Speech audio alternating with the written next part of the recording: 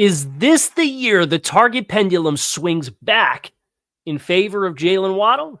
Let's just say I hope so.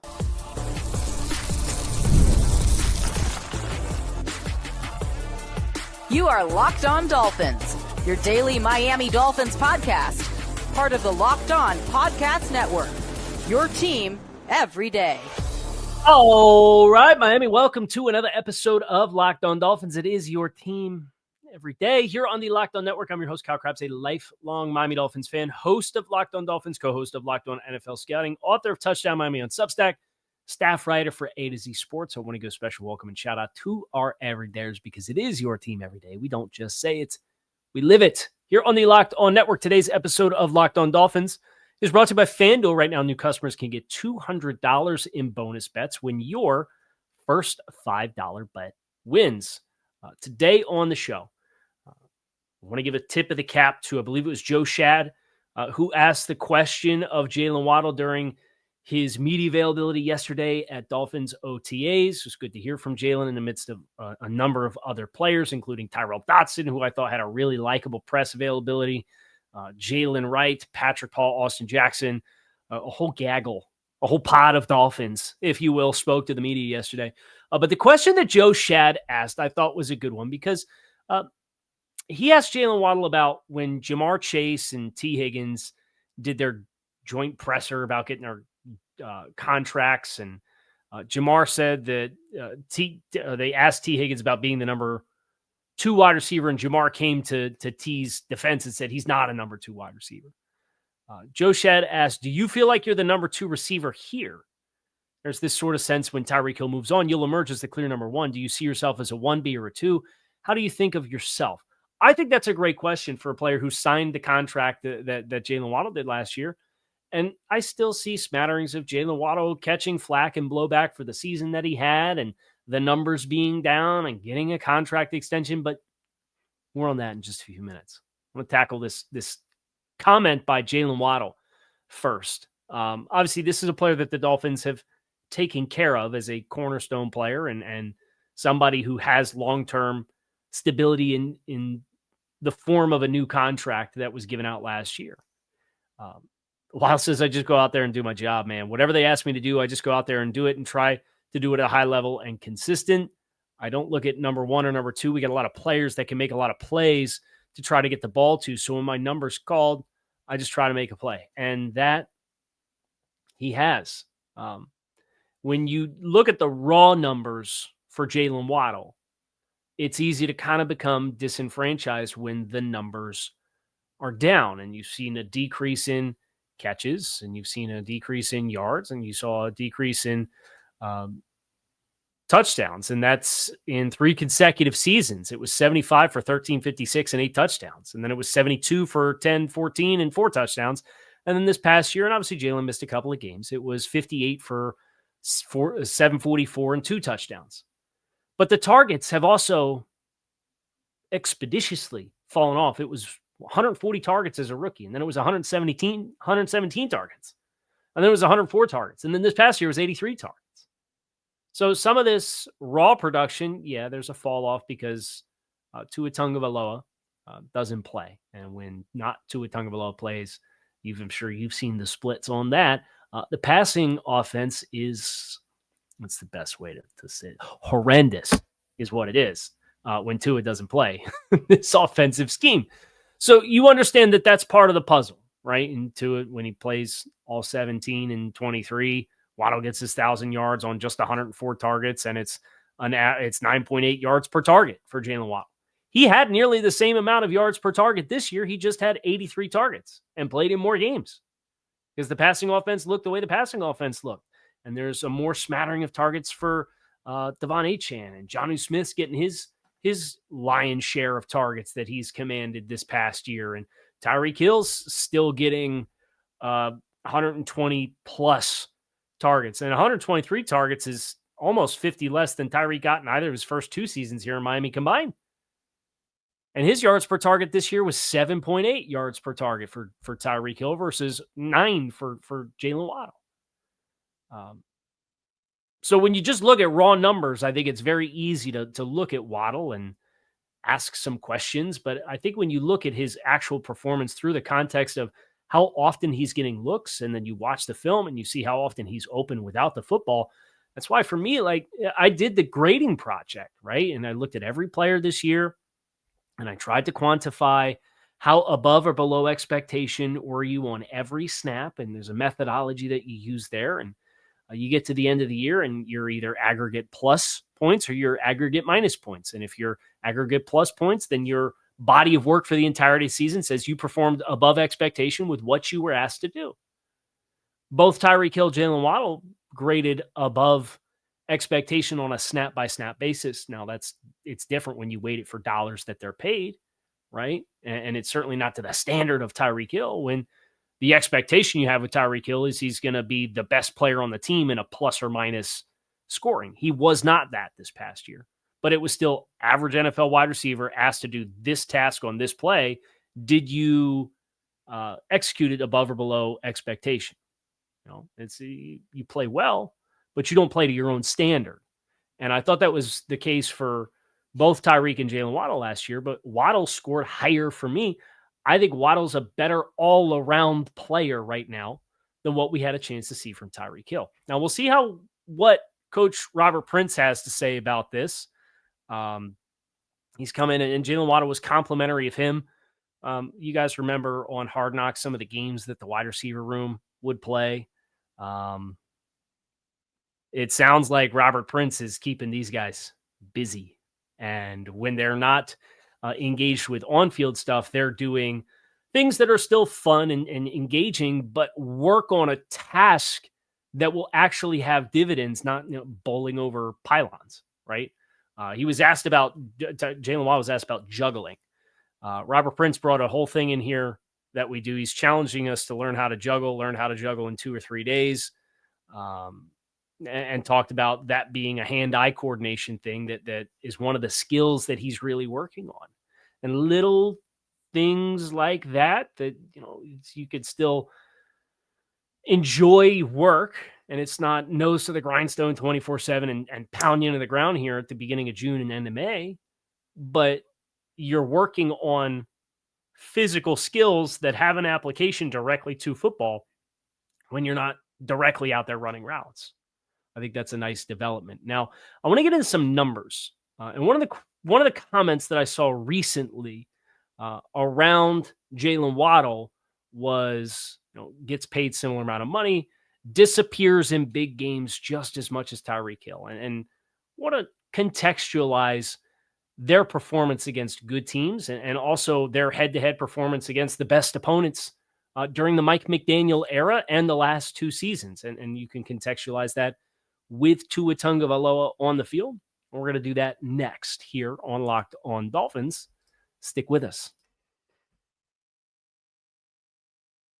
The NBA playoffs are in full swing, and every night delivers highlight-worthy performances, major momentum shifts, and can't-miss moments. Whether it's a game-winning shot or a breakout player, there's never been a better time to get in on all of the action than right now. FanDuel makes it easy to stay in the game before tip-off and live. With player props, performance trends, and same-game parlays, fans have more plays than ever to play smart and win big. I personally have my eyes tonight on the Stanley Cup Finals, where you have the Florida Panthers as 1.5 dogs to the Oilers.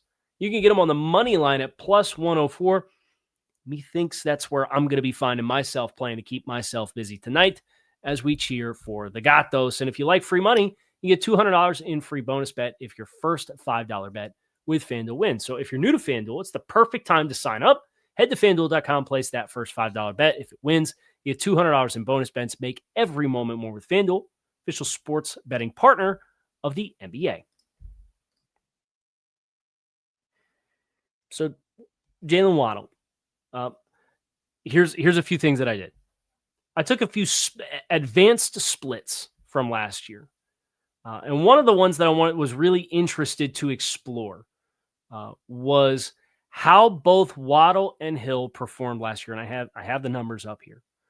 How they both performed officially from a scoring of, you chart the film against man-to-man coverage, and how they were able to successfully get buckets against man, if you will. Jaylen Waddle last year had 3 targets on 12 routes.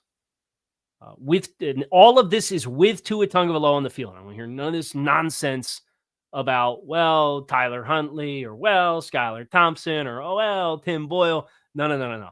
This is all with Tua Tagovailoa on the field. Waddle went 3 for 3 on targets against 2-man.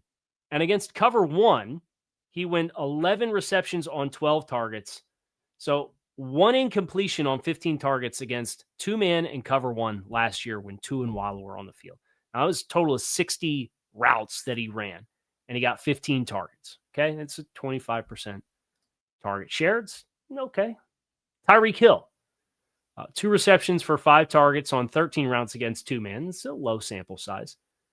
But then he went 9 for 22 on targets against cover 1 with 60 routes run. So that's a total of 73 routes that Tyreek Hill ran against those 2 coverages last year.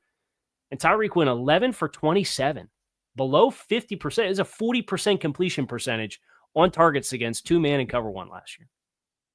And this is not just a singular outlook. You look at the success rate for Tyreek Hill across the board. 2-man, it was 40% completion percentage. Against cover 0, it was 50%. Against cover 1, it was 41%. In the red zone, it was 50% of targets. In cover 3, it was 71%. Cover 6, which is the split field zone match stuff, it was 50% of targets he caught. Compare that to Tyreek Hill last year. Not even to Jaylen Waddle. This is where you start to get worried about Tyreek and who he is and what it's going to look like. He caught 80% of cover 0 targets in 2023. He caught 75% of cover 1 targets. He went 15 to 20 on targets against cover 1. And it was 18 of 28 on targets against 2-man and cover 1 combined versus a 40% completion percentage this year against those 2 coverages. 80% of his cover 2 targets was 80% of his targets, and it was 24 targets in that cover 6 split field zone match type stuff. Cover 3 was 70% of targets. So Tyreek was down notably, but I really cared about the man stuff because that's when teams want to disrupt the timing of this offense. They really throw pressure in your face and they press you and they force you to create separation through contact. And Jaylen Waddle did a better job of that this year. I mean, he did not have a single coverage split with a completion or with a reception percentage that was below 67% out of 2-man, cover 0, cover 1, cover 2, cover 3, cover 4, cover 6, red zone, and prevent. And it all lines up. Like that all adds up when you watch the film and you see that. So the splits, especially against man, when you need a guy to get buckets, and this is, again, all of this is just with Tua on the field. Waddle was the better bucket getter against man coverage this past year, but it's not just getting buckets against man coverage. It's playing against the best teams. So what I did is, somebody had made comment about Waddle disappearing just like Tyreek Hill in big games. And the Tyreek Hill in big games thing is a problem. We're going to get into that right now. So I decided to look at from 22 to 24. The Mike McDaniel era, when Tyreek Hill, Jaylen Waddle, Tua Tagovailoa, they all overlap together here in Miami. I took the 10 best coaches in football as per consensus of about 8 different resources. Is Andy Reid, Sean McVay, John and Jim Harbaugh, Kyle Shanahan, Nick Sirianni, Mike Tomlin, Sean McDermott, significant because the Dolphins play 2 against that team every year, Matt LaFleur, and the Dolphins played 2 games against the Packers in 3 years, and Dan Campbell. Those 10 coaches.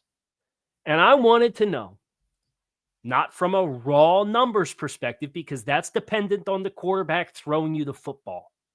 I want to know who did the most when they were thrown the football over that period of time. Check it out. Jaylen Waddle, amongst all NFL wide receivers, all NFL running backs, and all NFL tight ends that were targeted at least 30 times in the last 3 years against those in games only against those 10 coaches, regardless of whether it was Tua or not Tua. Jaylen Waddle had the best EPA per target of any player in the NFL. 0.79 EPA per target for Jaylen Waddle. That, for the record, is a massive number. The next highest player was Juju Smith-Schuster at 0.69. Jaylen Waddle was a tenth of a point higher than it was Dallas Goedert, Nico Collins, Darius Slayton, Brandon Ayuk. All of those guys were from 0.6 to 0.69. Then it's DJ Chark in only 6 games with only 32 targets. And then Puka Nacua, A.J. Brown, Jaden Reed, Adam Thielen, Cortland Sutton. T. Higgins is on here at 0.46. Waddle is off the charts from 22 to 24. 14 games he played.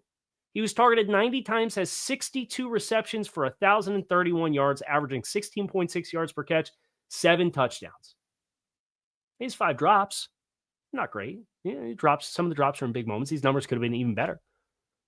But from 22 to 24 against the consensus top 10 coaches in the NFL, Waddle's EPA per target is 0.79, number 1 of all NFL players against those 10 coaches in games against those 10 coaches and their teams. Where do you think Tyreek Hill ranks? Tyreek Hill ranks 93rd on that list that Jaylen Waddle is first in out of 181 qualifying players. Since 2022, Tyreek Hill, who has 163 targets, by the way, in 17 games against those 10 coaches since 2022. 163 targets. He has 108 receptions for 1,399 yards and 9 touchdowns. It's 73 more targets than Jaylen Waddle has across 3 years against those 10 coaches. But his EPA per target is 0.18. 93rd. It's in the bottom 50th percentile. It's a below average number. The average EPA per target of all qualifying receivers in the NFL who got at least 30 targets is 0.19. Tyreek Hill's below average in teams against those 10 coaches the last 3 years, playing in Miami. In the same period of time, Jaylen Waddle is number 1. Tyreek Hill also trails Devon Achane, 0.28 EPA per target. Jonnu Smith, 0.26 EPA per target. He's 1/100th of a point better EPA per target in games against those 10 coaches than Braxton Berrios. If you don't believe me, if you're watching on YouTube, here's the numbers. 0.18 EPA per target. And nobody is getting targets like Tyreek Hill. Tyreek Hill, out of all of these teams, all NFL wide receivers, has the 4th most targets behind only Jamar Chase, CeeDee Lamb, Justin Jefferson. Their EPA per target is double what Tyreek Hill's is. We're in line with DK Metcalf and Devontae Adams as guys that got at least 140 targets. Garrett Wilson down here with this schmucky quarterback play he got for a period of time. Jaylen Waddle ranks 31st in the NFL in targets over this period of time, despite having the best EPA per target of any player. Methinks, instead of thinking Jaylen Waddle doesn't show up in games, I think we should start throwing the ball to Jaylen Waddle a little bit more. I think the numbers speak for themselves in the way they beat man coverage, in the way that they block, in the way that they play, in what their future outlook looks like, and how well they're still moving, and how they are fluid in getting off press coverage, in their production against the best teams and the best coaches. And this is not just, oh, well, Sean McVay's an offensive genius. Steve Spagnuolo's on this list. Dolphins have played the Chiefs multiple times in this period of time. They played Matt LaFleur and the Packers. They play Sean McDermott twice a year. Steelers always have good defenses. The Ravens. This includes the Ravens game in which Tyreek blew up in the 4th quarter in 22. If you move it to just 2022 and 2023, if you get rid of 2022, you might say, well, 22 was Waddle's best year. No, that's his numbers are getting propped up by 2022. His targets, his EPA per target does drop from 0.79 to 0.69. if you only count 23 and 24, and it's 7 games instead of 13 or 14 for Jaylen Waddle. But his EPA per target still ranks 3rd in the NFL amongst all receivers over that period of time. Tyreek's goes from 0.18 to 0.08. Waddle loses the same amount as what Tyreek Hill does. And Tyreek Hill now drops below Raheem Mostert and Braxton Berrios in EPA per target. EPA is expected points added. The film matches all of this too. Like, I'm sorry. I watched Jaylen Waddle beat press coverage and get inside and stack a guy and then run an out-breaking route. And Tyreek doesn't do it. And Tyreek loses at the catch point more. Now, drops for Waddle have showed up in some poor moments. But I'm giving you the context of the entirety of the league. Waddle, in games against all of these great coaches, has the 3rd highest EPA of any NFL wide receiver in 23 and 24 combined, and the 1st highest in 22, 23, and 24 combined. Tyreek Hill drops to 86th out of 136 qualifying players when you add him, when it's just 23 and 24 against the best coaches and the best teams. You tell me what it means. Especially when I tell you the film matches up and lines up with it well. Also, shout out Chase Claypool, worst qualifying wide receiver in the 23 to 24 and the 23 and 24 bucket. Great. Good work. Love that. I'm going to get off the soapbox now with Tyreek Hill versus Jaylen Waddle and who should be the wide receiver one. But I think the trends and the numbers say Jaylen Waddle needs more targets, period. It's got to happen. Now's the time. The future's now. I think so, anyway. We're going to get a little bit of what Cam Wolfe reported last night about the Jonnu Smith saga amidst Adam Schefter reporting that the Steelers re-engaged the Dolphins about trade talks for acquiring Jonnu Smith. We're going to get into that next here. Locked on Dolphins. Stick with us.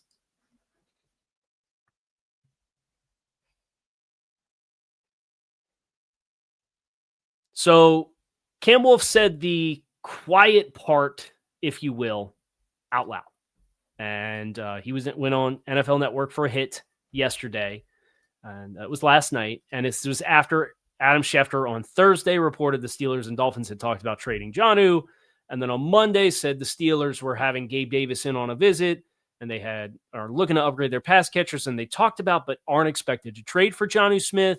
Well, then the Steelers, according to Adam Schefter yesterday, called the Dolphins back up and reignited talks about Jonnu Smith. Well, it turns out they had a season-ending injury in their tight end room. So it kind of changed their dynamics. But all of that's secondary to what Cam Wolfe said. Because Cam Wolfe went on NFL Network, and here's what Cam Wolfe said. Jonnu Smith's coming off a franchise best season at tight end for Miami, and he wants to get paid. He's set to make $4.1 million, and the Dolphins see a guy who just had 1 year. Right now, they haven't been able to come to a deal. Right now, both sides want to be back in Miami. Miami wants to keep Jonnu, and they would love to get a deal done. Okay, so I heard from you guys yesterday. They're not paying anybody. Brandon Short closed the checkbook. They're not signing any deals, yada, yada. I wouldn't be so sure. Now, the dollars have to be right, and they're not just going to give Jonnu Smith a blank check. But if Jonnu wants to be in Miami, and Drew Rosenhaus makes sure the world knows that Jonnu Smith's dream team is the Dolphins, and he really wants to be here, and he loves it here, and this is home, and this is where he went to college, and yada, yada. And the Dolphins want to keep Jonnu Smith, and they, according to Cam Wolfe, quote, would love to get a deal done. This is just business that needs to play out. And sides that are motivated on both sides to figure it out usually figure it out. They usually make it happen. Unless the Dolphins get a Godfather offer from the Steelers. And maybe that happens. Maybe the Steelers get so desperate and they strike out and Gabe Davis runs a 5 flat and a 40, which he probably would when he comes up for his visit tomorrow with Pittsburgh. And they say, well, we can't sign that guy. And they get super desperate. And Arthur Smith says, I'm telling you, Jonnu's the key. He's been the key everywhere I've been. We need to get Jonnu Smith. And if they come in way over expectation on an offer, remember this team traded Laramie Tunsil, and Laramie looked at what he was getting traded for and said, yeah, I'd trade me for that too. But Jonnu Smith's not Laramie Tunsil, right? You're not getting multiple first-round picks on the board for soon-to-be 30-year-old Jonnu Smith, and that's no shade against Jonnu. That's just father time's undefeated. And you're kind of at that point where you don't want the big investments, both in years with guaranteed money and simultaneously assets if you were to trade for a player, which muddies the water of negotiation, which was kind of what we talked about yesterday. But Cam Wolf's report holds much more water for me than Adam Schefter's that Pittsburgh called Miami again. Yeah, Pittsburgh called because they talked about this guy and they lost a guy for injury. Whereas Cam Wolf says Jonnu wants to be in Miami and Miami wants Jonnu and they would love to get a deal done. That to me means 10 times more than anything else that was reported yesterday. So keep that in the back of your mind. But that's going to do it for me here today on the show. I'm out of here. I'm going to run Kyle Krabs. You can keep it locked in right here on Locked On Dolphins. It is your team every day. Appreciate you guys as always for checking out the show. Make it a great rest of your Wednesday. I'll be back again tomorrow. Go Fins.